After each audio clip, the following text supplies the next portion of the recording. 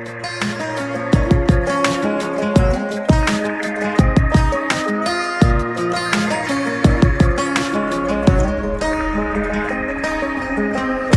on my boots, got on my best cologne. Girl, I can't wait to see what you got on.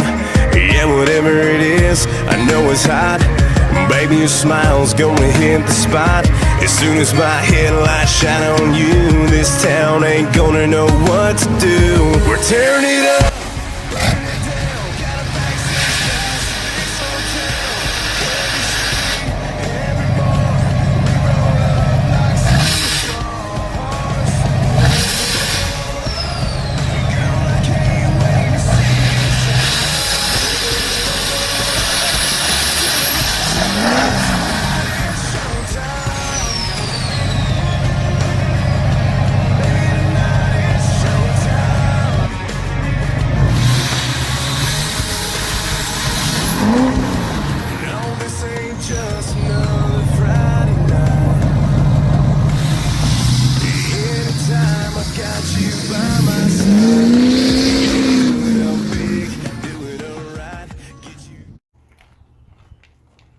What's up, guys? Welcome back to the channel.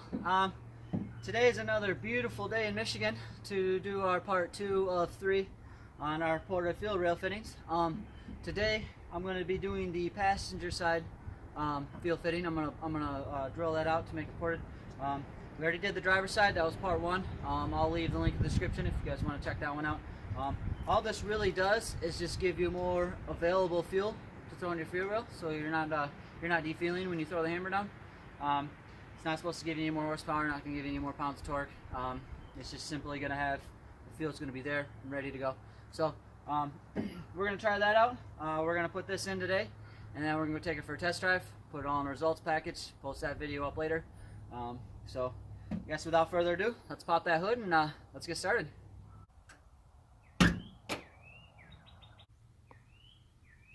Alright, now that that's open, this fitting is right here. So what I'm going to do is actually I'm going to take the intake off. I'm going to take the cold side piping off. It's pretty simple. Just pop that off, pop that off. This whole tube will come off. You can pull the air box off that just comes straight out. Make sure you disconnect your connectors right there, or for your sensors. You got another one right here. And then these are just held on by band clamps, one there and one way down there. So I'm going to pull them off. I won't video that just because it's pretty simple. And then we'll show you all the next step. Alright, now that that's out of the way, we're going to disconnect a couple sensors. We're going to disconnect this one. Goes into this arm. We're going to disconnect this sensor right here. We're going to disconnect the alternator power. And then that should give us enough room to move this harness and this harness completely out of our way. The issue, or the reason why we need to get all this stuff out of there is because of this fuel line right here. There's a couple bolts we got to move it out. There's one over here, and then we'll be able to back that out enough to pull that fuel fitting. So take those out real quick, move on. Alright, now that those are out of the way, I'm going to take this plate off, and that's going to give me the ability to move this whole wire harness, and that'll be completely out of the way. There's 1, 2, 3, and 4 12mm bolts, and then there's a 13mm right here. You gotta use a wrench on. We'll take that plate off real quick. Then we'll be able to get to move this out of the way.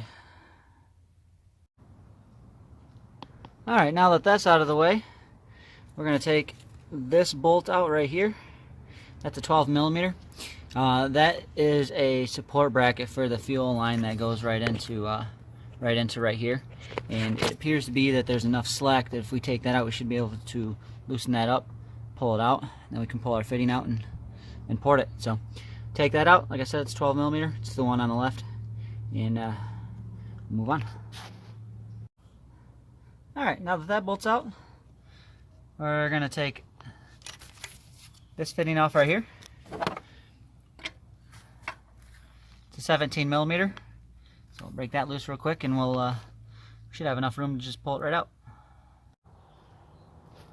Alright, now that that fuel line is out of the way, what I ended up doing was taking a long flathead screwdriver And if you can see it in there, right there, I have it wedged in between the alternator and another line. And that's giving me enough room here to be able to pull this out. And then when I took that out, I was able just to get my wrench on there,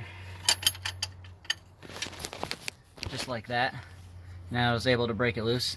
This one was considerably in there, a lot tighter. It was very, very tight compared to the other side. So finally got it out.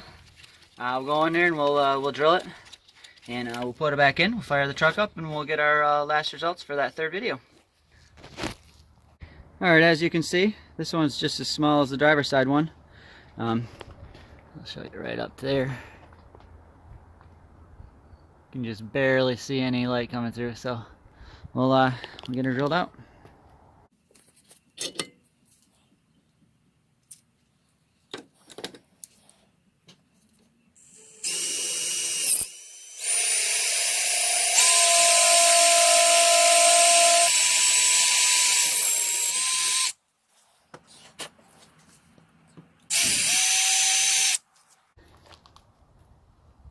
There we go, all drilled out.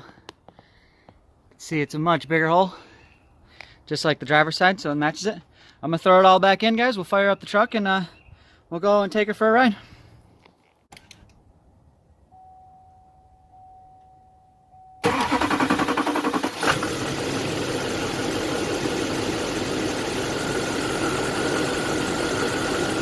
Alright guys, I just got back from the test drive. Everything went smooth. Didn't find any leaks, which is really awesome. Brought her all the way up to 28,000 PSI. Still rocking and rolling. I did feel like it was actually more of a difference doing that one than I did on the driver's side one, which is surprising because I'm pretty positive that the driver's side fuel rail actually fuels the passenger side fuel rail. So I don't know why that would make much more of a difference. Maybe it balanced the engine out. But pretty happy with it. Fuel response is right there. It's pretty nice. So without further ado, this concludes my video for this part. I'll have the third one up here pretty soon with all the results. Got to put that all back together for you guys. And we'll let these Porter fuel rail fittings, we'll let them speak their own truth according to my monitor. I don't know how accurate that actually is, but at least we'll be able to know to see a difference or a change. But other than that, if you like this type of content, don't forget to hit the like button and subscribe. I got a lot of good stuff coming through the channel if you guys want to check her out. So we'll have you guys have a good day.